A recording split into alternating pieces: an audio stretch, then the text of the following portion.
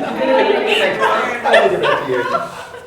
always take welcome to our through Hamilton City Mayoral Forum. So my name is Tyler and I'll be your host for the evening.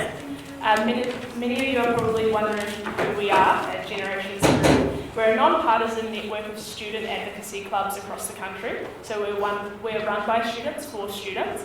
Our name is a bit of tongue-in-cheek that references the very real challenges for young Kiwis today and in the future.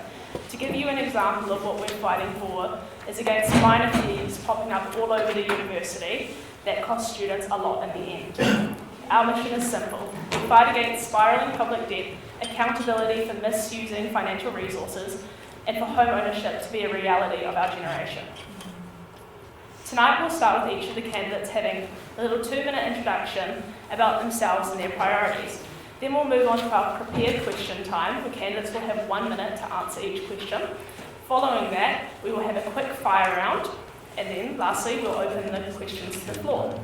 Finally, each candidate will have a quick little summary about what you think you could do for the students. But we'll get right into it because we are on a time crunch.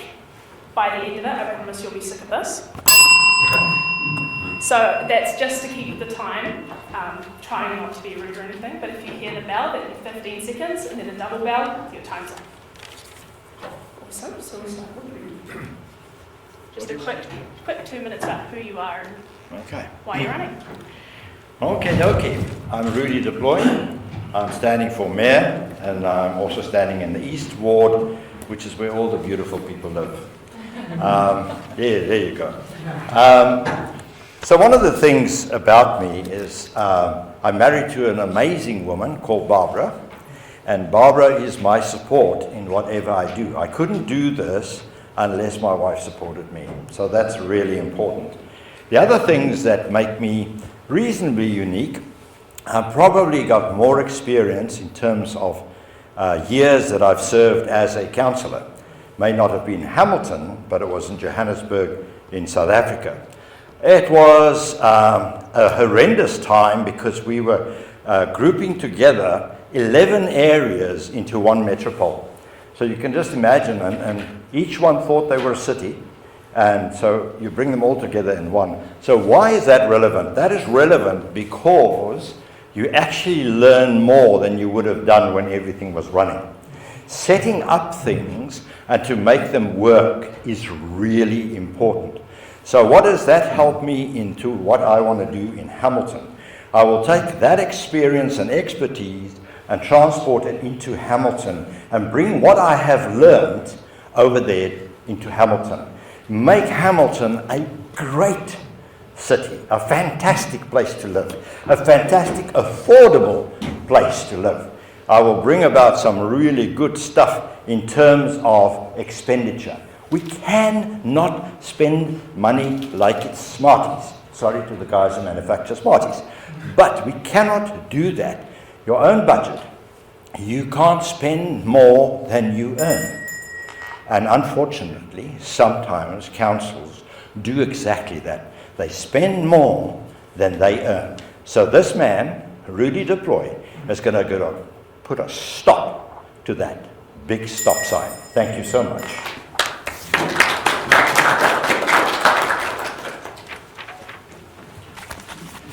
Kia ora, I'm John McDonald. I'm running to stop a bunch of transformational changes happening to this city.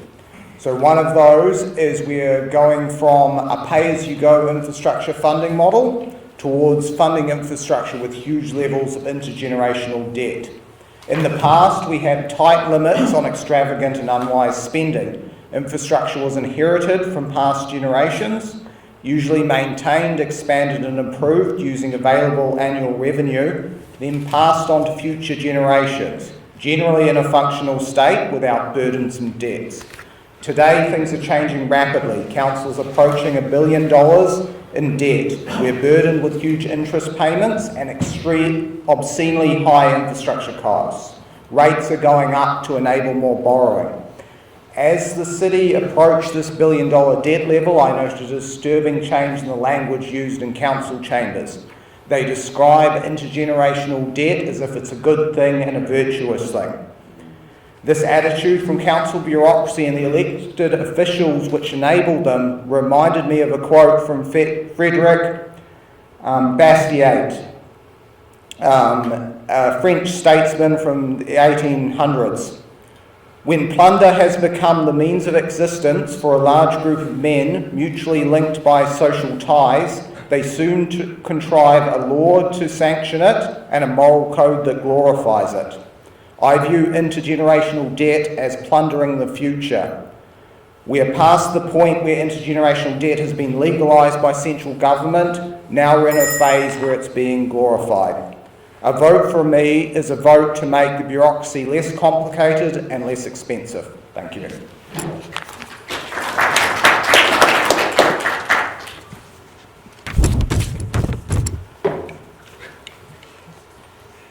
Head for detail, heart for Hamilton. My name is Rachel Corrales. As a CEO of 8 years, a lawyer of 14 years, 10 of those spent representing city councils, and a director with over 2 decades of experience, I bring a unique blend of commitment to community, commercial acumen, and legal rigour. I have led large capital projects, the Koti Pacifica Village, the Whale across the road from the stadium, the rugby stadium. I've built strong teams. I've stood up new business entities, an early learning centre for 85 children, a primary care entity, and I've more than tripled a balance sheet. And I did this in a tightly constrained funding environment through COVID by being a thoughtful steward of taxpayer money. That's head. Through COVID, I led my team from the front line, personally delivering medication and care packages across Hamilton. So I have seen the realities that shape our families' lives, and I carry that with me, and that's heart. Councils exist to serve you, not suit itself. Ratepayers are not ATMs. Debt used as a lazy solution is a trap. I sense the frustration and the disillusionment of our young people. I started university the first year that student loans came into play with interest, not just interest, compounding interest. That hurt. My first job as a lawyer, I was paid little more than the dole. That hurt.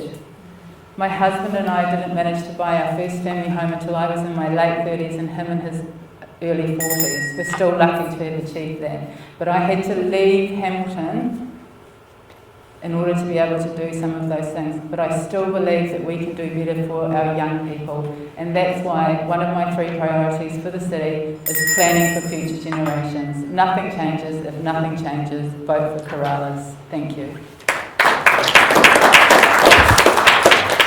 Deputy Uniting Hamilton Together. I've been an activist over the years. I burnt the flag one time because I was upset with the fact that we do not focus on whakaputanga, the sovereignty of all individuals. I run the New Zealand Suicide Prevention Trust, Families for Justice and Ministry of Mental Health. I feel today with the young, one has to be an anarchist during apocalyptic times because everything is so dark around us, everything is collapsing, the debt, the rights of people and everything else. I believe in lowering the voting age because we need to improve family stability. I'm standing as my son and youth don't have a future. They are affected by the changes and we need to be there for future generations. My vision is of the New Jerusalem Diamond, a vision for youth, is eternal youth and creativity. I've put together a chatbot game online, the game of life, where we talk about a light passing through 12 categories.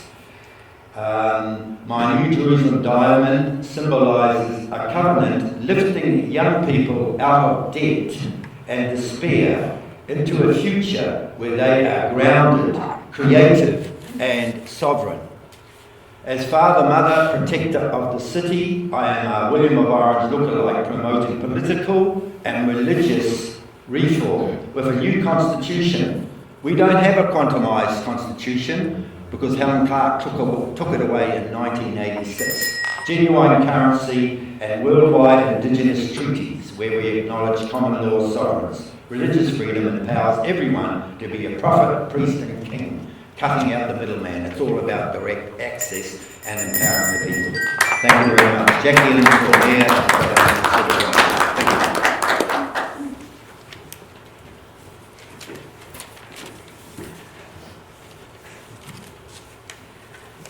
Ki te moe moe a kua hau anaki.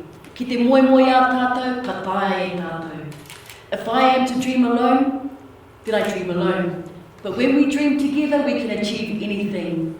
That powerful proverb coined by the late Princess Te Puia Herangi guides us in terms of relationships, unity, collaboration, making something out of nothing. Te Puia Herangi bought a parcel of land in Ngāruawāhia that was a rubbish dump.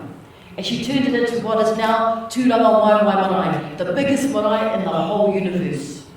It absolutely is. Last week we celebrated the first coronation of our Māori Queen, Tariki Nui Queen Ngāwai Mohi Te Pō.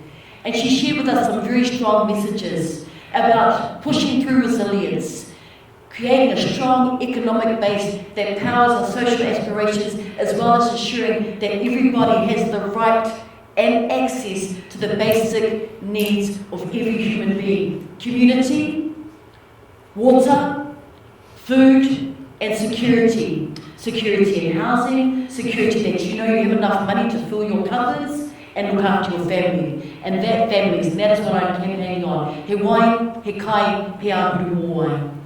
Water, food safety, security and sovereignty, and a safe place to live.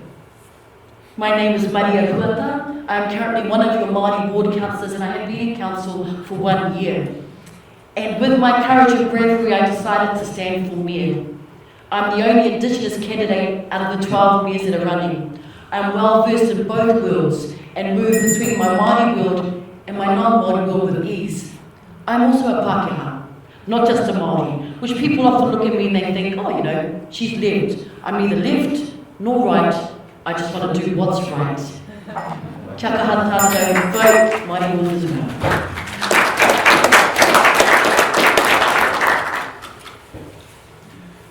Kia ora tātou. It's always quite difficult going up to Maria, she's so thank you all very much for being here. Tyler, thank you to you and your organising committee for the invitation. I appreciate that on a Friday night, probably most of the generation screwed who are probably out at the pub or doing something else. But thank you to those of you who have come along tonight. Could I quickly acknowledge all the candidates who are here with us? As Maria has just mentioned, actually 12 of us.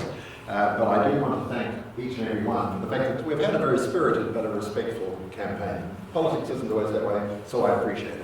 I also would very quickly like to identify the candidates who are here, because there are others in the audience who should always be acknowledged for what they're doing. So there's Jenny Nand, Leo Liu, Stuart Aitken, Peter Humphreys, and Bruce Clarkson, who is down here running for the Waikato Regional Council. So thank you all for your participation as well.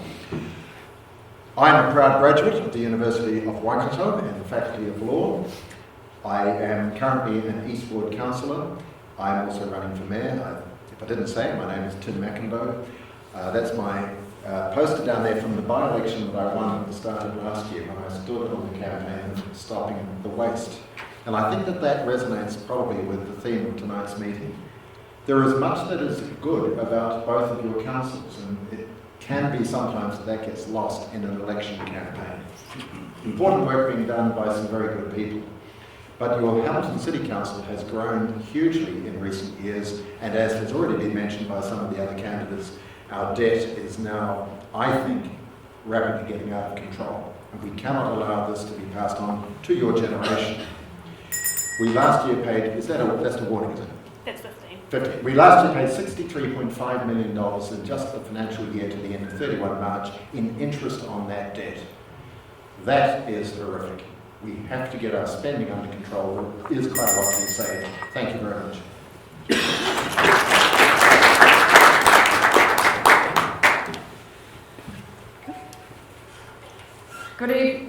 Good evening, I'm Sarah Thompson. I'm standing for Mayor and for the West Ward. Firstly, thank you, Tyler, for organising this and others who have been involved in making this happen. It's fantastic to be here this evening, and also want to acknowledge my fellow candidates. We're all getting to know each other very well on the campaign trail. I'm standing for Mayor because I'm committed to the future of our city. I chair our Strategic Growth Committee, and that's all about how we ensure that we grow smartly as a city, that we plan for our future, and that we provide for the basics to ensure we can build homes and that businesses can thrive here in Hamilton. Today I'm going to talk because one of the key things that's been raised in terms of Generation Screw's platform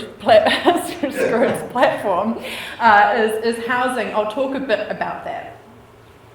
Right now, in about a third of the city, you cannot build a new home. You can't develop.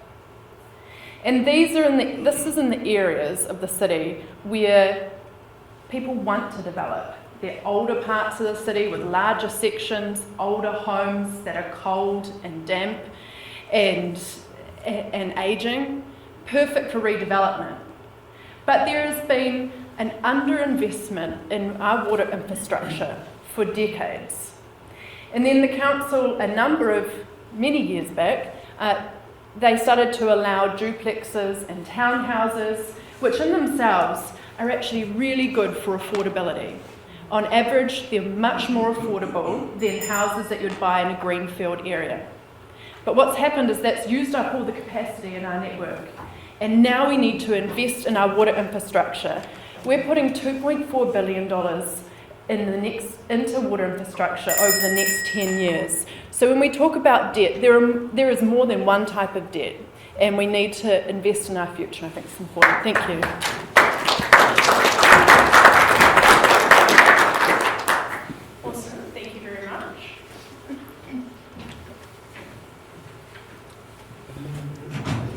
I thought it was really important to come along tonight and remind everybody that there are two councils in this region. The other one being the Waikato Regional Council, and I'm the current Deputy Chair of the Regional Council, and I'm running for re-election in the Hamilton constituency. When you get your voting papers, there's a separate section, and there are 4 members of a field of 10 that you will be voting for in order to get them on to the Regional Council. I want to talk about a completely different type of debt.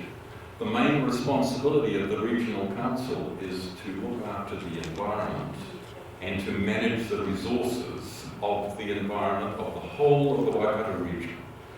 And I have a long history in helping community groups and iwi achieve their aspirations in relating to the protection of land, water, and the environment.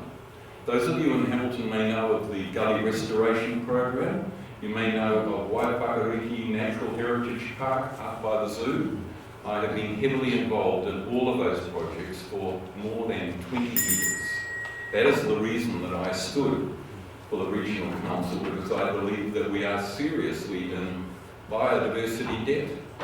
We have the overlaying problem of climate change, which has been inadequately addressed, and we also have major problems with new incursions of biosecurity threats that are damaging our environment, most notably, recently, the golden clam and the Waikato power. So that's why I'm standing again, re-elect Bruce Clarkson, Waikato Regional Council. Thank you for the introduction, everyone. So we'll go into our prepared questions, which are from me. So we'll do 1 minute to answer them. I will be strict on the bell. If you don't want to get sick of it, make sure you keep it on. So our first question, just if you need me to repeat it later on, just let me know. How would you approach housing in Hamilton to make it affordable or better quality, particularly in rent for students? Yeah. Well, how do we make rent more affordable for everybody?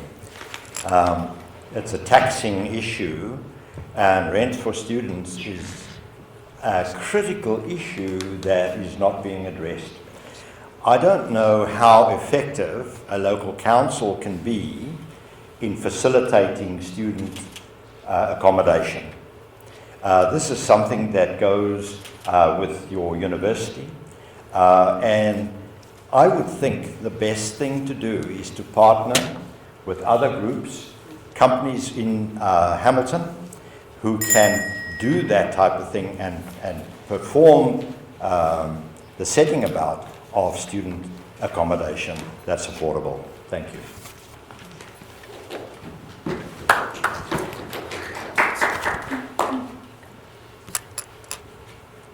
Alright, so my platform regarding housing is about clear and fair rules and making interactions with council straightforward and transparent. So whether that's a family wanting to put a granny flat on the back section, or whether you're a multi-million-dollar developer, you should all be provided with the same information and fair and clear rules, no backroom deals and insider information. Regarding affordability for renters, I think the big issue coming down the line is the new water company, which is looking to increase the average household cost of fresh water and sewage from about $1,300 a year to about $4,300 a year in the next 9 years. So this new water entity is a bloated bureaucracy which is going to put prices up for everyone, and those costs will be directly transferred to most renters.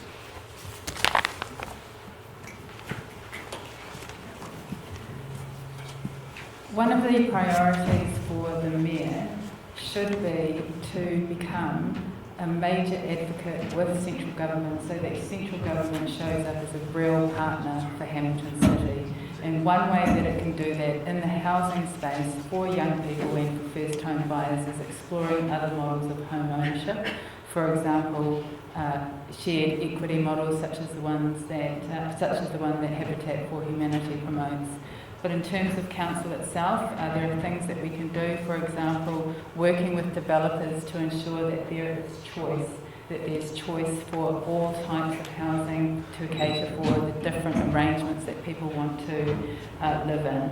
And to ensure that we don't end up with sausage flats like London, we need design panels early on in the development phase, not as an afterthought. Thank you.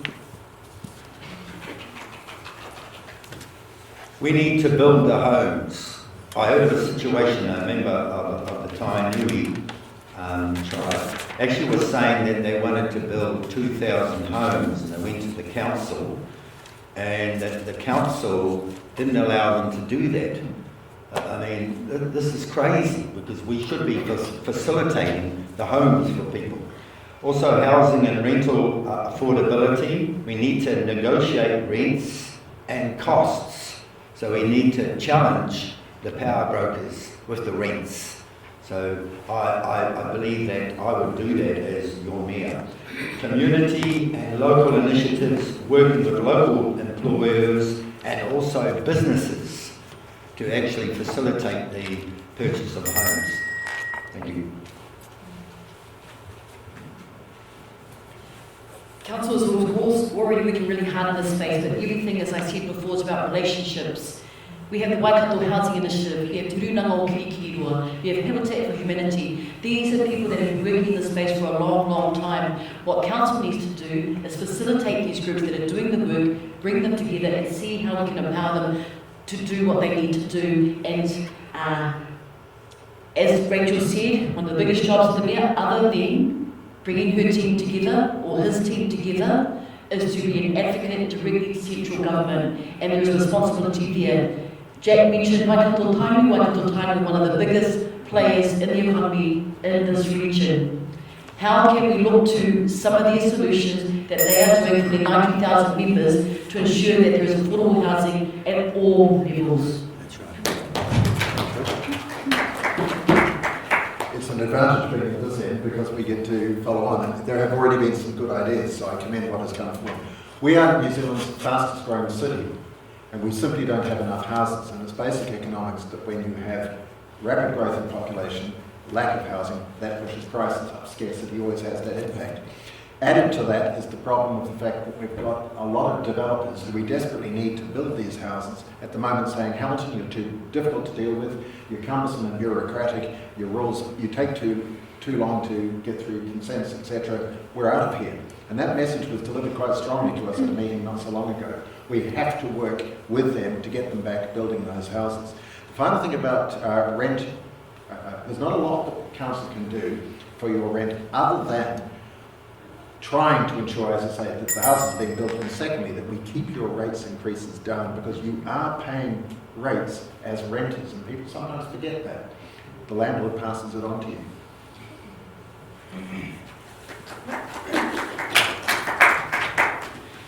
Right, so I support firstly both what Rachel and Maria said around being a strong advocate to central government.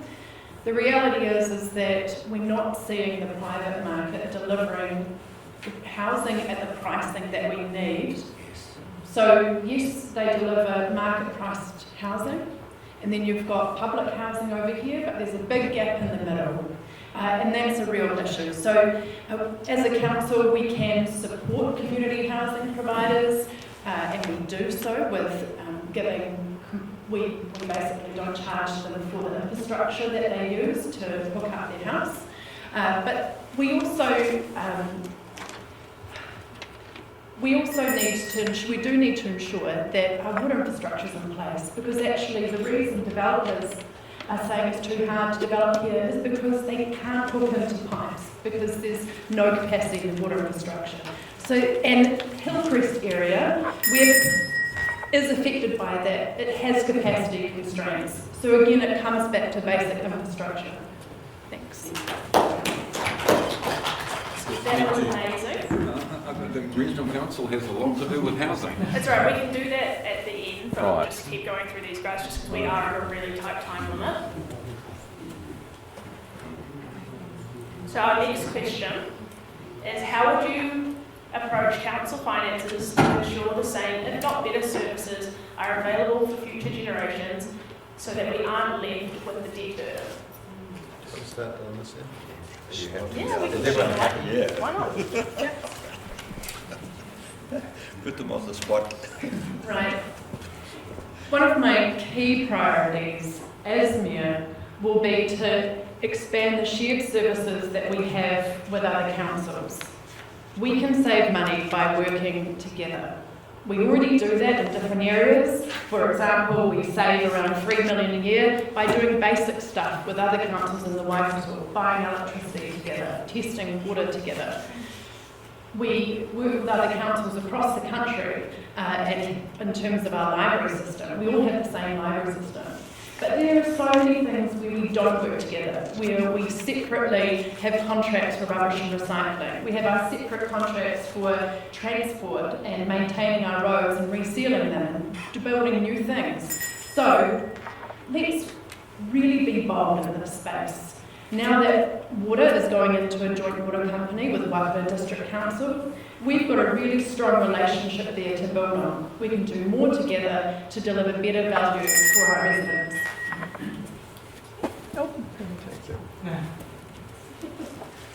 Absolutely agree that we must be doing more in the shared services space, but we've got to do more right across the board, and I've said that I will run the rule over every item of expenditure. We have to ensure that we're getting much better value for the contracts that are being awarded. I actually think that procurement is not being handled well, and frankly, we're being ripped off in a number of the projects, particularly in the roading area, that are being delivered in the city.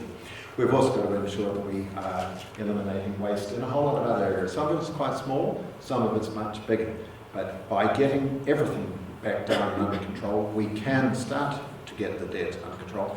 There will come a point, and particularly given that rates capping is the elephant in the room, there will come a point when whoever it is, will have to go to the government and say, okay, well, if you're taking away our ability to raise funding this way, you have to come up with a solution to that particular issue. To turn to what Sarah did said, it's all about those relationships. No matter what topic we're going to be talking about tonight, it's about those collaborations. So, thinking forward, the first thing we go to is keeping rates down. Now let's think about some creative solutions to be able to generate more revenue. We can save money through sharing services. We can save money through running that roll up over our expenses at the moment. But how else can we create revenue for our city? And as a mayor, it's not about what I can do, It's about what we can do. There are some brilliant minds in this room. I think it's time that we actually go out to the community and what's your solutions? And not just leave it to the council of 14 people to come up with the ideas. Let's all come up with some ideas on how we can create extra revenue. My focus would be on responsible spending, but if you looked at what happened in history when they went into the racing cars, they started putting us into debt, and we're in $2 billion in debt currently. We're paying $1 million interest a week on that debt. I mean, and when you go back to William of Warren, she had genuine currency because she had the first £2 pound bank, and then the Rothschilds brought in their false currency and they backed both sides of the French-British War. So we have to get back to genuine currency, stop paying this ludicrous interest on the debt, and a collaboration and partnerships with businesses. Perhaps we could somehow set up our own banks to create our own equity.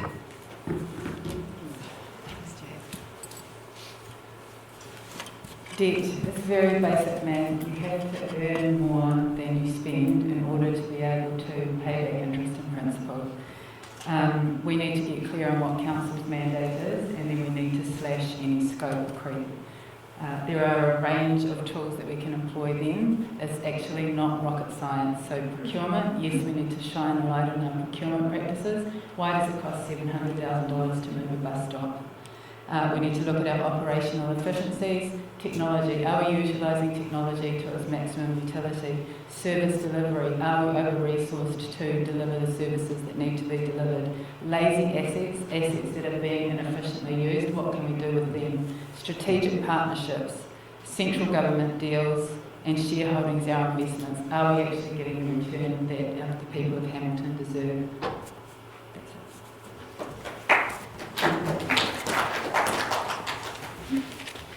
I'm all about bringing the right skills and the right attitude to the councillors that we have around the table. That's why I'm working with crews on the east side and west side to get as many new faces on council as possible, sweep it clean, and get councillors on the around the table who are going to critique the bureaucracy, are not going to be bamboozled by the "I'm an expert, trust me," whether that's from the council bureaucrats or the consultants from outside. We've had things like Clauden's Event Centre, that's losing us over $7 million a year. It was overhyped into a massive commercial venue when it should have been a community event centre with a more modest budget and not draining so much on the city. So yeah, grab some flyers out the front and get the right people on council and encourage people to vote. Thank you. So before we can figure out how we can make sure that the students don't become impoverished in the next couple of years, is we need to analyse and see exactly what went wrong. You can't fix anything until you know what has gone wrong. What has gone wrong is that the council has gotten into a really bad habit of spending too much money. And when they spend too much money, and they realise, by golly, Miss Molly, we don't have enough money, we go borrow some more. Now, if you were like a normal human being and you were wanting to expand your property, you would have to go to see the bank. And the bank would vet your stuff and say, no, you cannot afford this. So we've got to get back to the point where we tell staff, you can't afford it. And we're going to have to stop the way that we spend money wherever we want to. So it's going to be discipline and financial discipline that'll make sure you're not impoverished. Thank you. Third and final for our prepared questions. If you were elected as mayor, how would you choose and encourage to engage with students in the council? Okay.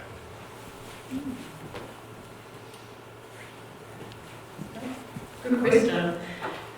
Depends on, so firstly, we have just approved a Rangatahi Youth Action Plan, and part of that includes setting up a youth council. And what that does is enable younger people to actually have a meaningful voice when it comes to issues that council's making decisions on that affects them. What's critical, however, is that we actually give that youth council the mana that it deserves, and we ensure that they are consulted on, and it doesn't become something that's a token gesture. Otherwise, it becomes meaningless. So its meaning is in how we engage with that council. And I think also there's probably more that our council could do in terms of coming to the university, come to where people are. I'm going to have to stop agreeing with Sarah. She's quite right. We have to set up the Rangatahi action plan, and I think it's a really good development. In fact, it was passed unanimously by our council, so it does show a genuine willingness amongst councillors to have that engagement. And I agree with Sarah that we probably need to come out to you. There's probably, and I know we've had this discussion for many years, there's probably more need to push civics education in schools, because there is plenty of evidence that if young people will vote after they turn 18, that they will then develop a lifetime's habit of voting. And if they don't vote for those early elections, quite often they never do. And it does worry me at the moment that I think that probably too many young people, including tertiary students, are disengaged. So I'm keen to see it happen. I think we need to hear from you how we make that happen. Between my husband and I, we have 11 children, ranging from 27 years old to 2 years old. My 6 siblings and I are all graduates of the University of Macindoe. I'm 4th generation. My grandfather was a part of the presiding minister that did all the karakia when the university opened. I have a deep relationship with this university. So absolutely we need to do more. Before I came into campaigning for Māori Water last year, none of our people voted in my community because they couldn't see themselves. So first of all, we all need to get brave and come and stand in these positions. Secondly, council, communications, and I can say this because I'm in council now as well, so I'm talking about myself, is boring. We need to ensure that our collateral that we put out there, all of our information is accessible, it's simple, it's exciting, and also there's a responsibility on us as a community to look for where the information is and engage. You are most welcome to come into council chambers for any of our meetings that are open to the public. You can watch it online too, so it's a two-way thing. I'm a great believer in the youth council. I went to one with Rangatahi, there's about 10 policemen there, but when they brought up about drugs, they were more kind of pro-drugs, and I wanted to hand out pamphlets to stop them from taking the drugs and get them on the natural high of Jesus. Secondly, it was brought up by David Seymour, although I wanted to do a citizen's arrest over the treaty with him. But that mayor should go into schools, so I would commit myself to going to a different school every week to find out what the needs were with our youth, our young ones. Because our young ones are out of touch. We need to be there for them, and we need to engage with their activities, their creativity, and everything that the young people do. I believe in 24/7 access being available there for young youth, all ages. Thank you.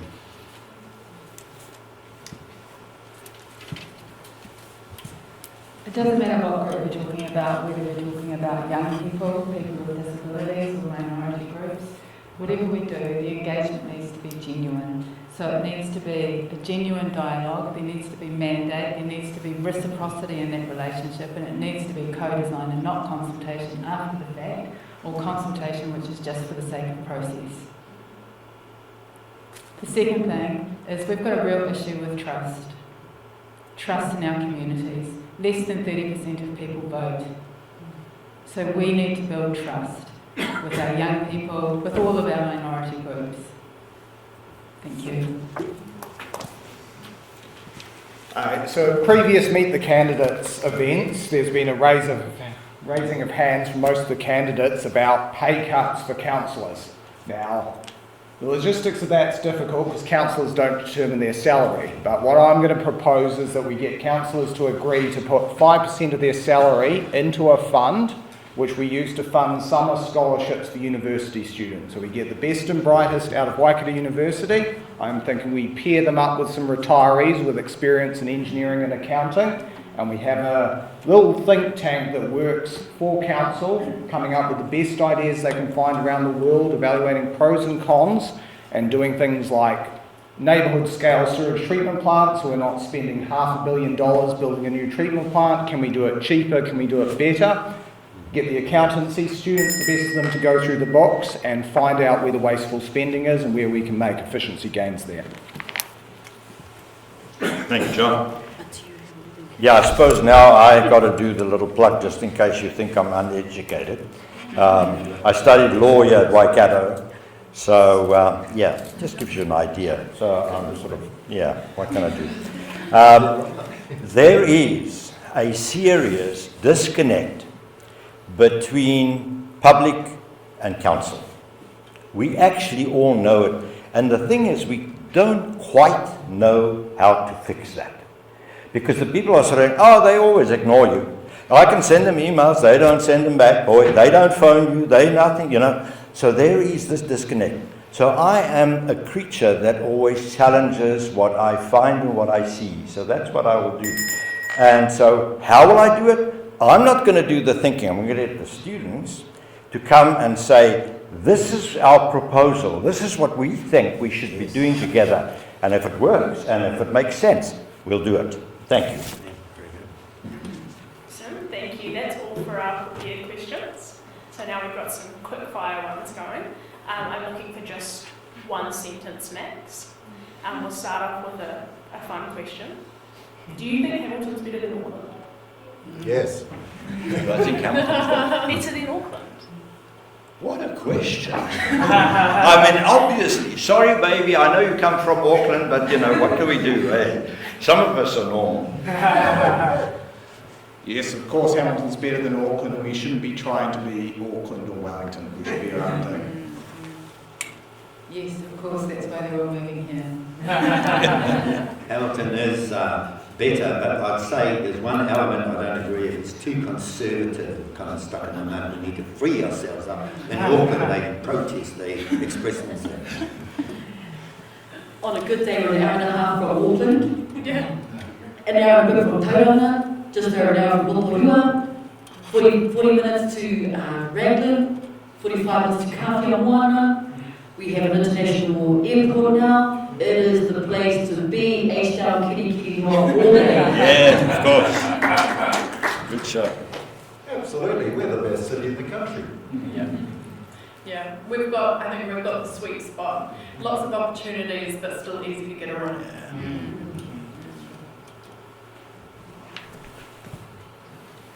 That was the only answer that mattered tonight, to be honest. It's the elephant in the room. Do you think we should cap rates? We should have a break. A rate cap. Oh, I thought she said we could have a break. I thought that sounded interesting. Rate caps, absolutely a thing that we should work for. CPI, plus maybe 1%, 2% at a stretch.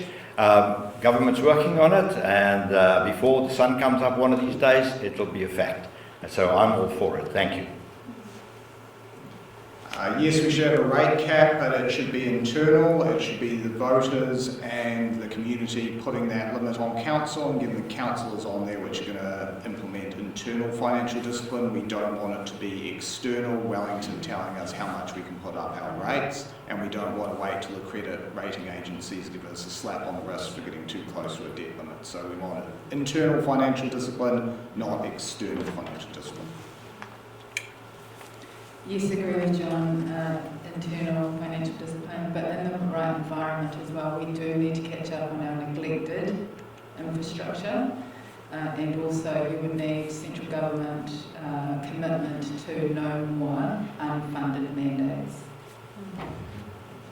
Yes, rates are for services, and also we should only invest in projects that where we have the people's agreement on.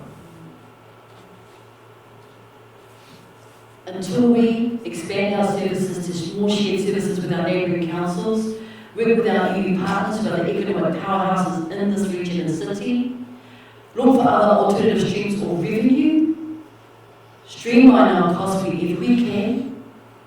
Rates capping is a ticket straight to bankruptcy. I agree with the points that were made by John McDonald and Rachel.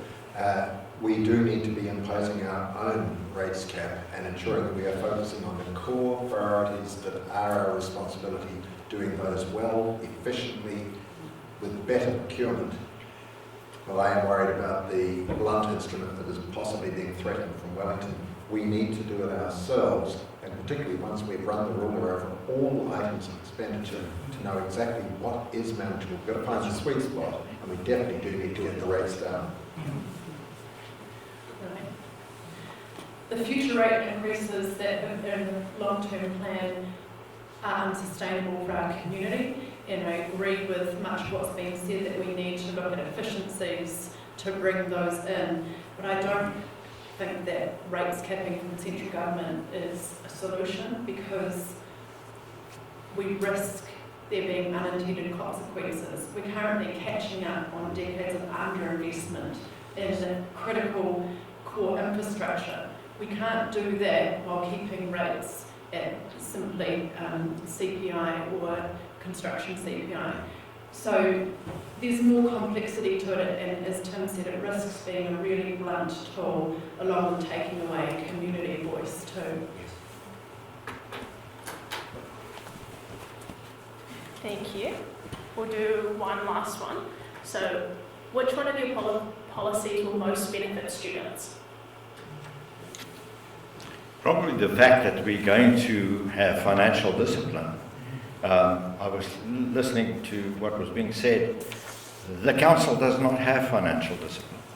So we'll bring that back, and it'll work for everybody in the city. Probably bringing the new water company back under democratic control, under council, either in-house or tighter control, because I think students use a lot of water, and that water billing going up is going to hammer student flats quite hard. For me, it would be planning for future generations, so that does concern things like infrastructure, so an integrated transport system using aspirational models like Singapore, staging being, planning for growth, as well as protecting our limited natural resources and taking care of the environment in which we have the privilege of being guardians of at present. Eternal youth, creative communities where we allow the young ones to engage with one another and express themselves in artistic music and so forth. He kai waia humoai. Water, food security, some we say to live, all those things will benefit students, but let's look at something super positive. I believe that Hamilton City Kirikiriwa can be global players internationally. We have different relationships with sister cities across the world. Let's connect our bright minds here with those bright minds there. Scholarships, Councillor Wilson was able to write a scholarship with Wintec to bring some students from Chengdu, China, over to here. Let's do the same here. Let's create an initiative where we take a Mayoral, and I know they're already doing it within the university, to connect with our sister cities across the world and see where we can find shared solutions that are global and that are indigenous as well. Definitely cutting our costs, also protecting the core services that everybody appreciates, our swimming pools, parks, gardens, libraries, museums, etc. But the other thing is strengthening the town-gown relationship between the university and our council. I had the privilege of being ambassador for the medical school on a short-term contract with the university from late last year until the middle of this year. That win is hugely significant, a wonderful achievement for our region. It goes far beyond the obvious of addressing the shortage of GPs, which is a big problem for our country, because what it will do for this region is huge, what it will do for this university is huge. Watch the University of Waikato rocket up the rankings internationally. We will attract a large number of extra students coming here. It is a very good win for the students, it's a very good win for the university, it's a very good win for the city. More bus services that run every 15 minutes. Yeah. Awesome, thank you very much everyone. We are running out of time, so we'll go through and do our summary. And we'll start off down this end and you guys can share. Thank you. Yeah, so once everyone's done, we'll invite the other candidates to give you a little 1 minute summary. 1 minute summary. All right.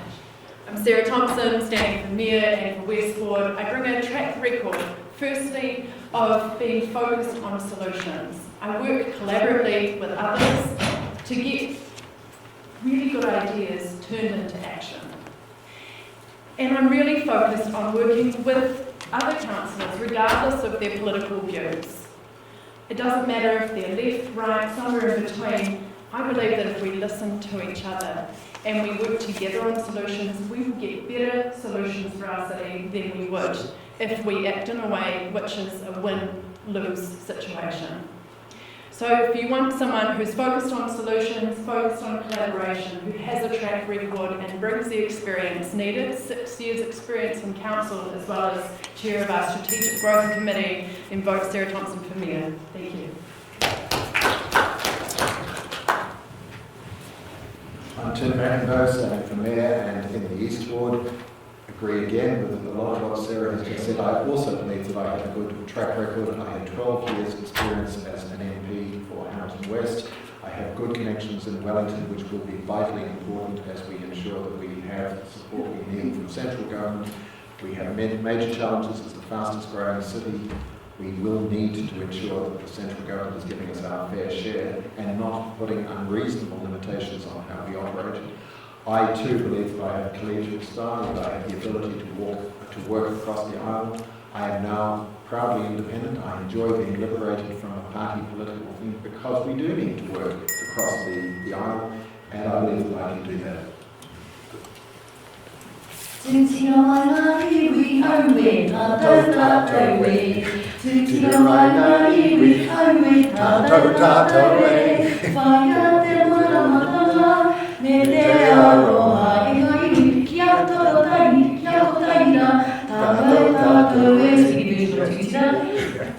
Let's stand as one, pursue understanding, pursue love.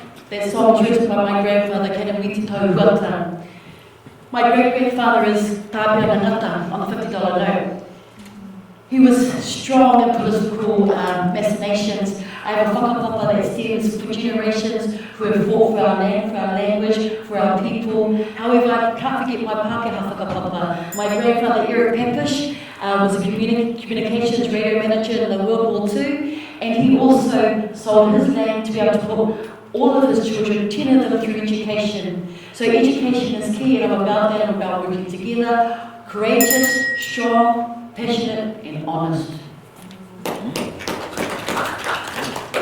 Rounded like steel, flown with the wind, with listening posts, creative energies with partnerships, uniting Hamilton together. As your mayor, I offer strong leadership of open ears as team players. We will serve the people of Hamilton. I want Hamilton to shine like a new Jerusalem diamond, radiant with creativity, justice, and a community spirit. Uniting Hamilton together with Jackie Lynn. Thank you.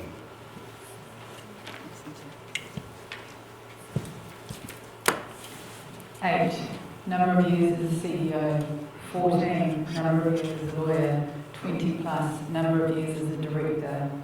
Hundreds, number of council files I've read advising councillors on their risk and negligence claims. Millions, number of dollars I've raised for projects for community. 190,000, roughly the number of Hamiltonians needing change. Radical change is needed. Change is not a slogan, it's a shift. It's an injection of something new. I am that change. Vote for Corrales. Thank you. I'm John McDonald. Hamilton City Council has been implementing smart city technologies, focusing on managing people's behaviour and not focusing enough on managing infrastructure. It's been creating huge amounts of intergenerational debt. This all needs to be stopped and reversed. I think the alternative vision is a simple city. We need to make the bureaucracy less complicated and less expensive. We need to make infrastructure robust and affordable. Council needs to learn to respect people's rights and practice prudent stewardship. We need to stop the city falling into a debt trap. So I'm asking people to increase the voter turnout. We need to get it well above 30%, and we need to get people using the STV system properly, rank multiple candidates for both your mayor and your ward, and we need to get as many new people on council as possible. Thank you. Okie dokie. I'm Rudi Du Plooy, standing for mayor and on the east. We can quickly have a rundown and say slashing consultants' costs. That's the exciting thing. Stopping speed humps obsession. You love those. Fiscal responsibility. Cutting where the cutting needs to happen. Minimizing wasted water. Big number. We waste so much water through leakage. Safer streets for all. Ending cone madness. We all know that. Now, what is the issue? What you want to vote for a mayor, then you're going to be very disappointed. You actually need to vote for leadership. That's where I come in. I am a leader, and I will make the difference. So vote for Rudi, and make sure you have leadership established in your city. Thank you. Thank you very much for all your answers and your time. It's been greatly appreciated, and it's great to have you here on canvas. And there are a couple of you that do need to shoot off, so thank you for your time. I need to ask them a question. Yep, we'll do a couple of public, and then for all the other representatives in the room, if you'd like a moment to come up and speak as well, we'd love to welcome you.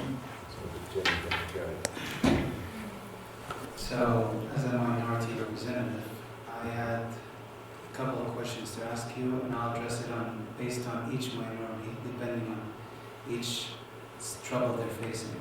So I'll start with Maori and Pacifica, the indiscriminate targeting of those groups within the government system, and Indians targeting Indians within their stores, within their establishments, the Chinese targeting them because a recent government report came that the Chinese Communist Party is using spies to promote their agenda. Is there a question?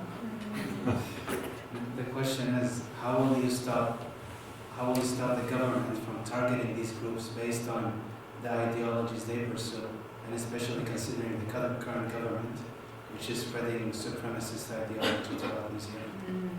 And as well as Africans, because we don't have exactly an established identity. Africans, the youth, struggle to be themselves in New Zealand because we get judged by our skin color, and we understand that it's a cultural shock for the people here. And we want to be able to spread our identity, that we are a peaceful creature and civilized, and we will need the help of the locals to do it. We can't do it ourselves. So how do you plan to address all these issues that I just stated? Thank you for your question. I apologise in advance. I had to drive to Moko to a festival for our Macindoe We have a kaha group called the Valetta, and that's how we all stay together. From my age, 48, my mum's age, 25, right down to our babies. So that's, we all got to go to practice tonight, so I've got to drive soon. Catch up with my husband and our kids. Anyway, minorities, of course. That's who we're working on. But I want to concentrate on what our Queen, Mighty Queen, announced last week in her address. We're not too worried about the government. The government comes and goes, but we always remain, we are the people. So one of the initiatives that she announced was, there were two. Ohana 2025, which is an economic summit that's going to send out an invitation to everyone that's interested within the region and outside the region that's happening at the end of the year. The second one is Tahua Kotahipanga, which is a capital seed funding that different Māori iwi entities have contributed to.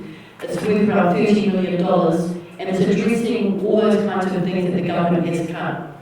So, with the deal that was brokered with Brookfield earlier this year between them and Time Group Holdings, which is the corporate arm of Waikato Tainui, we're no longer waiting for the government to be able to look after us.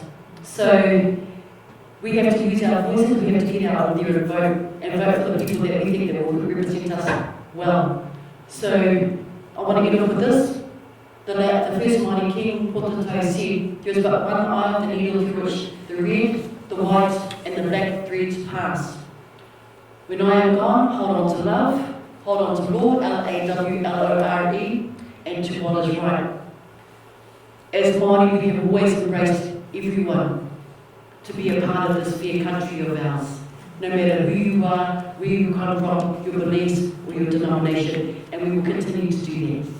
Ka pai. And thank you, Tyler, thank you to all my fellow candidates, and thank you, Matua Bruce, for being here too, and everyone up there. Unity and diversity recognise all cultural identities and all people within New Zealand. And I've been working on a kaitiaki army in terms of we are all guardians. And if we can facilitate a meeting where these people who have issues with what's going on with Israel, what's going on with communist China, whatever, we can sit down as representative and talk about these issues and find solutions for them. We are the Kaitiaki Army, the Kaitiaki Guardians of this nation. Thank you. Yes. Sarah, anything else? Thank you. Very quickly, in terms of what council does within its business, there's three things that come to mind which we can do. Firstly, supporting our community groups to hold events. What does that do? It actually allows people to share their culture with others within Hamilton Kirikiriroa. And that builds understanding, respect, and all of those things that actually help with cohesion within our community. We can continue to fund our community development staff. Let's not cut them. Let's not put them on the chopping block. They do great work to connect with minority groups within our community. I'll leave it there. There's lots of thank you. Thank you. I have to go, but thank you very much, everybody. Thank you. And thanks for your great organising of the event. Sarah. Thank you. There's not a lot that local government politicians can do about the policies of central government, but I absolutely accept that nobody should be discriminated against and that we should do whatever we can within our lane to try to win that. As a Christian, I believe very firmly that we are all born equal in the eyes of God. Yes. And that we must ensure that we do what we can to respect people equally. I have had many years of active association with the Waikato Multicultural Council and many of our ethnic organisations. I'm incredibly proud of the diversity within our city. I think Hamilton probably does it the best in the country. And we have numerous events, some of which Sarah has just alluded to. It is really good when we get out and support those events, learn, engage with people from other cultures, other languages. That way we build understanding, we break down bigotry, racism and the division that many other cities experience. I will do whatever I can as mayor to continue to foster that approach. I'll say something. Thank you for the question. It's a really, really good one. I'm a Pacific New Zealand European woman. My mother's Samoan. I was born in Samoa. My father is of mixed New Zealand European descent. He's on my great-grandfather's side is from Lithuania, hence the surname Karalis, which is Lithuanian, and then we're Swiss and Polish as well.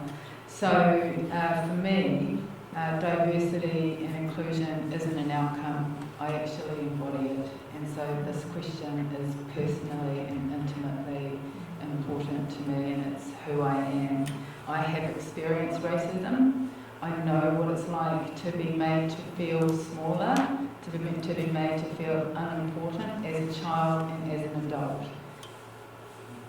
So I just want you to know that. And I think there are some things that we can do, and it comes back to strong advocacy and real partnership with central government, because there's some policy settings that are disproportionately impacting on our minority groups, and it's showing up in the form of homelessness, overcrowding and other such things. So there's strong advocacy in the role of mayor. And then there are some other things that we can do that we can control, for example, pay equity. There was a Human Rights Commission report released a year or two ago, maybe 2 years ago, which showed that a Pākehā man, for every dollar that a Pākehā man received, a Pacific woman received 25 cents less. Now, would you get out of bed for the same job, for 3/4 of the pay that someone else was being paid? And this is happening across New Zealand. It's happening in our businesses in Hamilton as well. But we're getting better at it. One thing we can do is make sure there is pay equity within Hamilton City Council. The second thing is actually to make sure that our recruitment processes are fair, so that people don't go, I can't say that name, so I'm just going to chuck it in that pile, I'm not going to interview that person. So there are things that we can do to start to break down some of the barriers that exist around minority groups. Thank you. I'm going to address what I see as a major deficiency in New Zealand's education system and a lot of the public discourse in the media, especially over the last, say, 4 years. We have on the books in New Zealand, in Parliament, what they call the Imperial Laws Application Act 1988. Now, on the back of that, there's a schedule of constitutional enactments. Now, these contain what the Treaty of Waitangi Article 5 describes as the rights and privileges of British subjects. Now, this is the constitutional foundation of our society, and I think it's something that has been forgotten a lot in this country.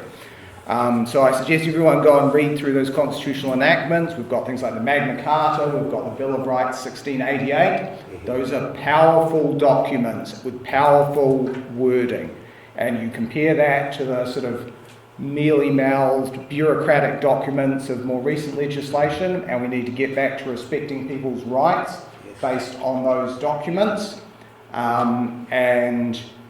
We need to understand that those were valuable things, and that's why we have Article 3 of the Treaty of Waitangi. They were desirable things, sought out internationally, and they are the basis of our country. And equality before the law and rights. And I've been strongly criticising some of the recent government legislation which attempts to criminalise some fairly trivial things rather than using existing laws to tackle crime. They're creating a bunch of new trivial subjective charges which are going to be quite dangerous to freedom of expression and our rights to protest. So we need to get back to fundamental rights. Okay. I'm always concerned when a racial question comes up or a racial something. I come from there, you come from whatever. I've totally shaken off any remnants of racial preference or profiling or stuff like that. So I'm going, no, what is it that I don't function that way? My brain cannot even entertain it anymore. I don't see the diversity, and we use those words, diversity and all these wonderful things. I think it's whenever we get to a point we don't know what we want to say, then it's suddenly diversity. Let's just, there's only one race. That's the human race. I'm part of that. And as that, I embrace you. I love you to be here. I'm glad you're in a country where you can live in peace and tranquility and enjoy a free society. That is New Zealand. Thank you.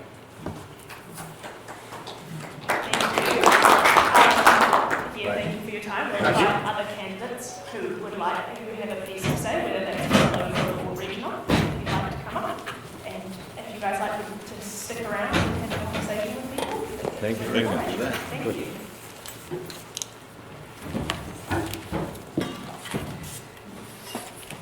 Thank you, Tony. I've got to go too. Can I just answer one of the questions that was posed to the mayoral candidates? The question was asked about what do you do to help students? So my other office is over in the School of Science, and I'm a ecological restoration specialist. So the Regional Council offers students of the Waikato University scholarships. There are scholarships available to students of the Waikato University. They offer summer placements. They offer internships. And the Regional Council is the largest employer of people from the School of Science in this city. Great. And when I walk into the building at the Regional Council every morning, my biggest problem is people say to me, "Oh, hello, Bruce." And I look at them and think, oh, which year did I teach you? Because I've been teaching up here for 22 years, and honestly, the best thing that the Regional Council does for students in the city is gives them jobs, and good jobs, well-paid jobs. Thank Fantastic. you. I have to go too. Thank you. Anyone else? Yeah.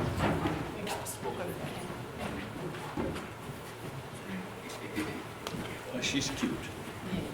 Kia ora koutou, my name is Julia Tiki. I'm whakapapa back to Ngāti Hawa and Ngāti Koroki Kahukura, and I'm standing for the Hamilton City Council Māori wards.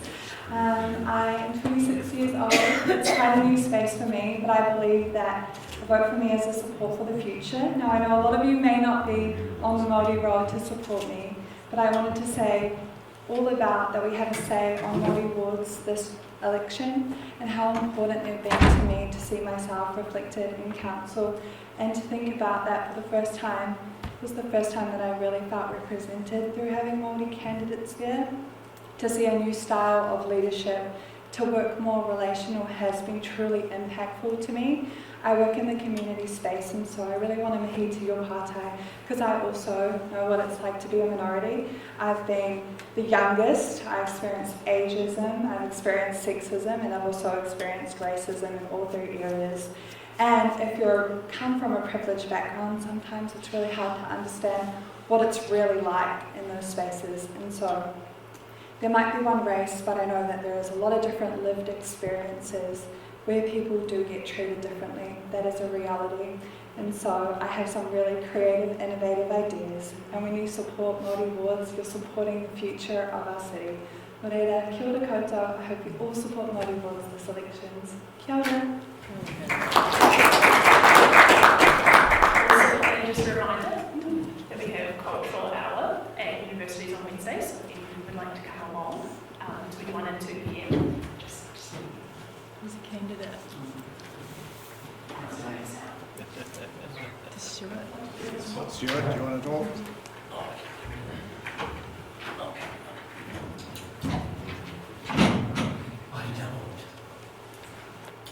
I guess rather than a question, I'd like to offer some of my thoughts. I think that cost control is extremely important for our city. As a world, the debt is excessive and it's going to kill us. So I think it is beyond good management. It's very, very good management to control what we spend, to be sure that we get our money's worth. And that what we're getting our money's worth on is worth spending the money for. I think the comment on diversity, I think that we're all people. And we need to recognize that. We still, as a culture, as human beings, have a ways to go. We're not there yet, but we're getting there.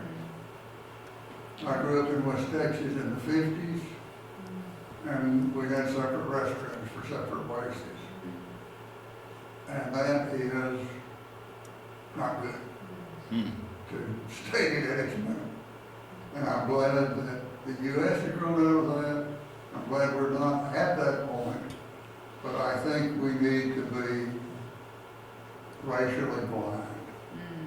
That every person is a person. Absolutely. And you know, if they may be a smart person or a dumb person, but they're a person. Go beyond that. I think one of the things the council might could do is, you guys are managers, the mayor, and in the U.S. in the 70s, the managers were expected to control, to keep things racially right within their company. And I think that that's the place that this group can start. I think we can do it universally. So, that's it. Keep the cost under control, keep the things done that we need doing, and a lot of us are keeping. Yeah, good job. Excellent. Good. Okay. No, Richie.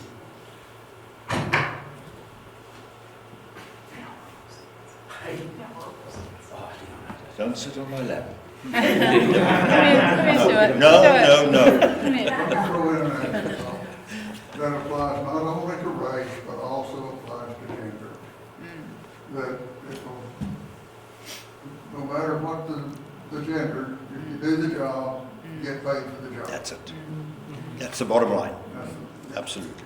Yep. Hi, I'm Stuart Aiken. I'm running for the East Ward for council. I'm part of a group who our primary focus is to take control of the rampant spending, the wasteful spending. We don't have a revenue problem, we have a spending problem. And that's the issue we've got with council. Just to give you one little number, that there were 32 raised platforms put in between 2021 and 2024. You know, the speed humps that we all love. And they were at an average cost of $653,000 each. And that's just one thing. So how that can cost $653,000 on average, and that includes pedestrian crossing, that was $750. So it seems to be a fairly standard amount. I know council only paid 49% of it. NZTA paid the rest, but at the end of the day, that is still our money.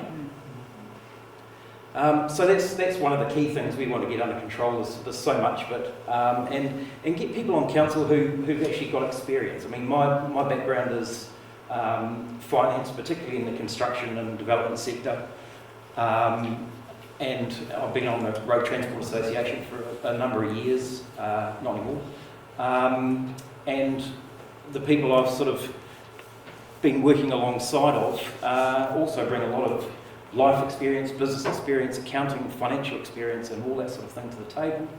And so that's what we're supporting in EMEA. And we've got Rachel here and Tim, who have a wealth of experience, and Rachel's got a lot of skills and expertise as well. So, but they can't do it on their own. So you need to vote in a council that will stop the spending. At the moment, the majority on council just go spend, spend, spend, and that's basically it. That's my budget. All right, thanks. Awesome, thank you everyone. We do only have until 7, so I'll ask everyone to slowly start leaving the room. The foyer will be open. Last question. We'll do like individual questions. I'm just conscious of the time. I don't want to get stormed in on. Okay. But again, thank you so much for everyone that's been in contact. If you'd like to be in further contact, waikato@generationscrew.nz. We're always willing to collaborate, and just because the election is this year doesn't mean that meeting's over. You know, we've still got progress to make, so keep getting involved and let's get out there and vote.